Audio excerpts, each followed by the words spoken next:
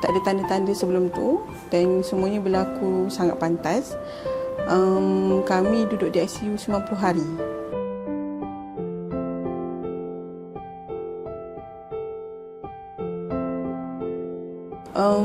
Ain Sakinah lahir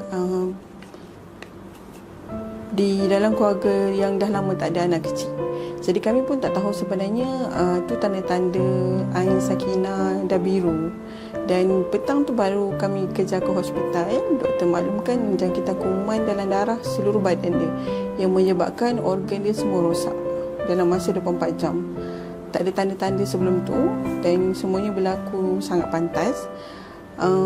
Kami duduk di ICU 90 hari. Sepanjang 90 hari tu Ain didiagnos sebagai sepsik lah, jangkitan kuman dalam darah dan organ. Jantung berhenti tanpa sebab lah, dan bila dah sebulan 2 bulan tu baru tahu rupanya ada 3 lubang di jantung Ain yang menyebabkan jantung dia berhenti dengan tiba-tiba tanpa kita tahu simptom dia. Dan disebabkan jantung Ain berhenti last tu yang menyebabkan oksigen tak sampai ke otak, dan doktor terus diagnose dia mulanya adalah diaplegic cerebral palsy lah, kerosakan kecacatan otak yang kekal. Dan kemudian kami dapat diagnose Ain autism juga bila dia dah berusia 4 tahun sebenarnya. Bila dia tak boleh respon, tapi dia cuba untuk respon dengan cara dia sendiri.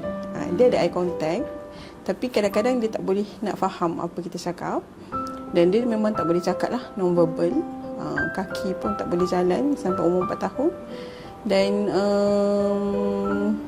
jantung Ain masih ada lubang sampai sekarang, ada tinggal 1. Yang bersyukurnya adalah kami tak perlu tak perlu hadap Ain untuk operation besar-besar. Sebab dia setiap kali dia nak operation, doktor akan cakap Ain dah okey dah. Jantung dia dah semakin mengecil. Itulah permulaan diagnos Ain.